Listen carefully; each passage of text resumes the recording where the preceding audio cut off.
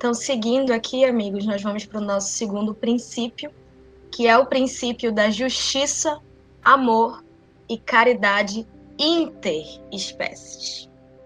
Nós consideramos que a lei moral de justiça, amor e caridade não é somente para a relação entre humanos. Aí uma espécie entre inumeráveis espécies que nós temos aqui no nosso planeta Terra, né? Este princípio busca superar o antropocentrismo na interpretação desta lei. Afinal, que tipo de justiça aprisiona seres inocentes e tira-lhes o direito de viver apenas por ter nascido em uma outra espécie, né? Que tipo de caridade discrimina seres não humanos, limitando a sua ação somente àqueles considerados racionais? E onde está o amor nesta lógica antropocêntrica especista? E aqui o estado de coisas a ser alcançado é que o espírita desperte uma percepção da lei de justiça, amor e caridade inclusiva aos animais e ecossistemas. Então, assim, a gente tem, né, a nossa primeira obra básica, nosso primeiro livro codificado por Kardec, que é o Livro dos Espíritos. E lá na parte terceira, nós encontramos as leis morais, né? Aquelas 10 leis ali. Lei de adoração, lei de liberdade, lei de progresso. Mas nós temos uma lei que resume todas, que é a lei de justiça, amor e caridade.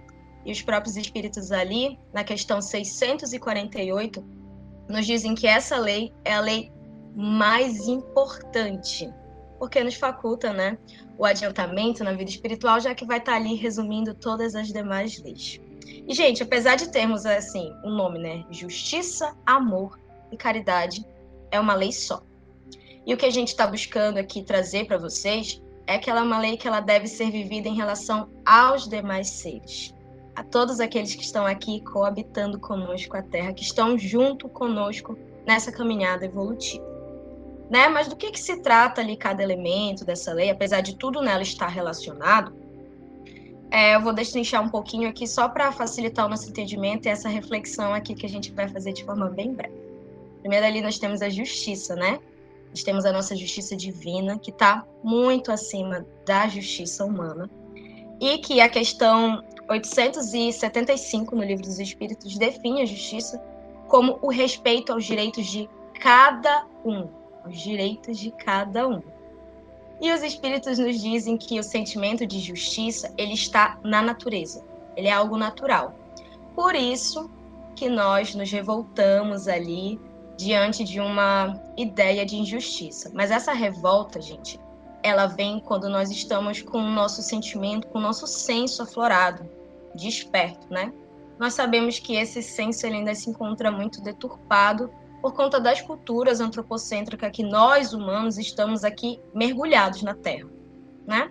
Mas nós temos esse senso de justiça dentro, sim, de cada um de nós, já que as leis morais, as leis divinas, naturais, elas se encontram escritas na nossa consciência.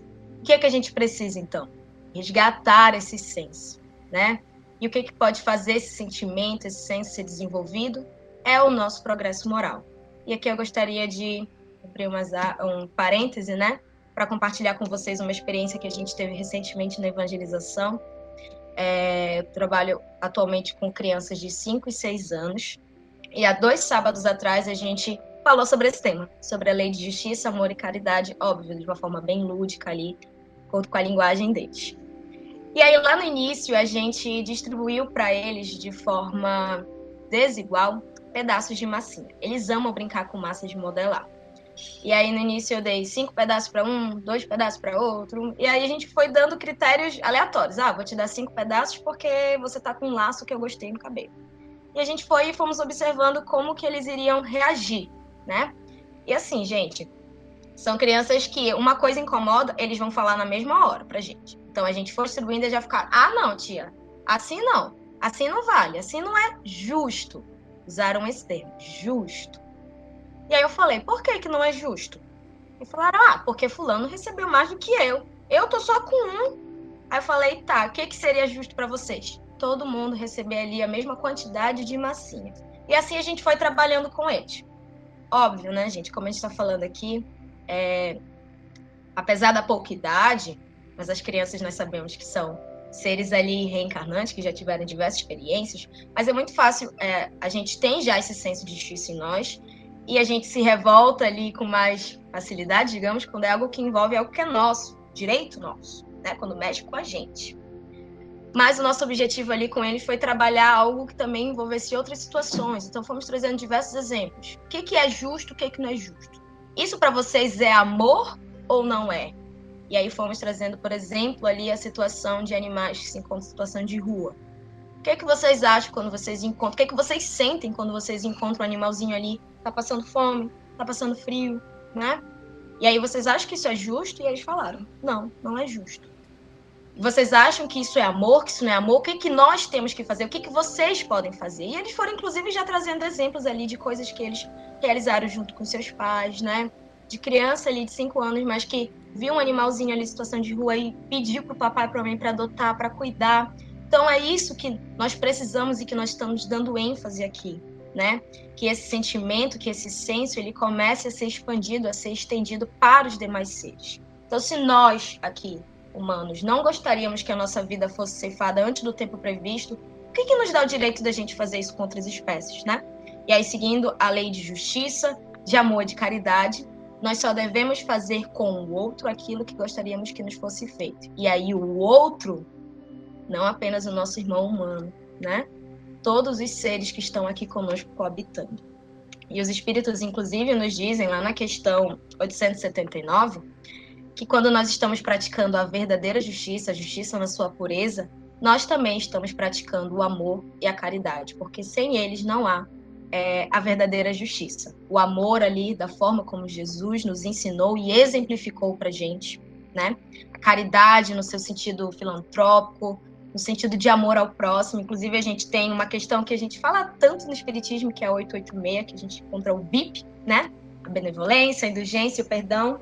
E aqui, já finalizando, trazer aqui um trecho, que é um comentário de Kardec nessa questão, que ele diz assim: o amor e a caridade são o complemento da lei de justiça, pois amar o próximo é fazer-lhe todo o bem que nos seja possível e que desejaríamos que nos fosse feito. Mais uma vez, o próximo não somente como o nosso irmão aqui, espírito encarnado, desencarnado, nosso irmão humano, todos os seres que coabitam conosco. Tal sentido destas palavras de Jesus. Não, perdão. Sejam eles nossos inferiores, nossos iguais ou nossos superiores. Então, não importa onde nós nos encontramos na escala evolutiva, certo? Todos nós estamos aqui juntos e devemos praticar esse amor, essa caridade, essa justiça com todos que estão à nossa volta. E aqui no final ele coloca: o homem verdadeiramente bom procura elevar aos seus próprios olhos aquele que lhe é inferior, diminuindo a distância que os separa. E nós sabemos que nós ainda colocamos mais distância ainda entre nós e os demais seres, né? E Emmanuel nos diz, gente, que quando nós começamos a estender o entendimento da lei maior, que é a lei de amor, para todos os seres, para todas as criaturas, nós estamos também estendendo a nossa concepção de solidariedade, né? E assim o nosso coração, ele compreenderá mais profundamente os grandes segredos da evolução. Então, que a gente siga, lembrando mais uma vez, né, aqui, o nosso estado de coisas a ser alcançado, né? Que o espírita desperte uma percepção da lei de justiça, amor e caridade inclusiva aos animais e aos ecossistemas. Então, vamos.